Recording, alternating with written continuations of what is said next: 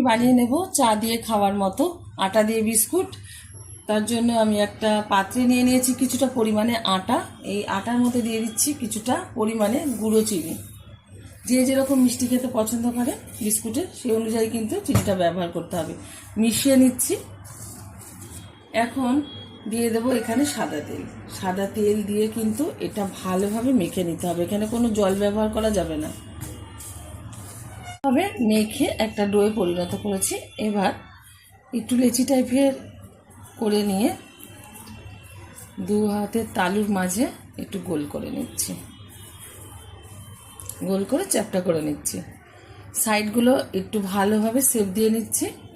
এইটা কিন্তু আপনারা ময়দা দিয়েও করতে পারেন। একটা চামচ নিয়ে মাঝখান দিয়ে একটু ঠেসে দিচ্ছি, দিয়ে দিচ্ছি একটা কিসমিস। প্রত্যেকটা এরকমভাবেই তৈরি করে নেব।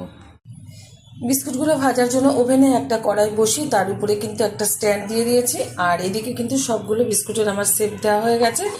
স্ট্যান্ডের উপরে বসিয়ে দিচ্ছি সুন্দরভাবে, ঢেকে দিচ্ছি 30 মিনিটের জন্য। ওভেনের আঁচটা মিডিয়াম করে দিচ্ছি। 30 মিনিট বাদে ঢাকনাটা তুলে দিচ্ছি। খুব সুন্দরভাবে কিন্তু বিস্কুটগুলো হয়ে গেছে। এই যে ঠান্ডা হলে আর একটু শক্ত হয়ে যাবে। আমার এই রেসিপি যদি আপনাদের ভালো লেগে থাকে আপনারা অবশ্যই আমার চ্যানেলটিকে সাবস্ক্রাইব করবেন, লাইক করবেন, শেয়ার করবেন। আর খুব সহজভাবে এরকম একবার বিস্কুট বানিয়ে খেয়ে দেবেন, আশা করি ভীষণ ভালো লাগবে।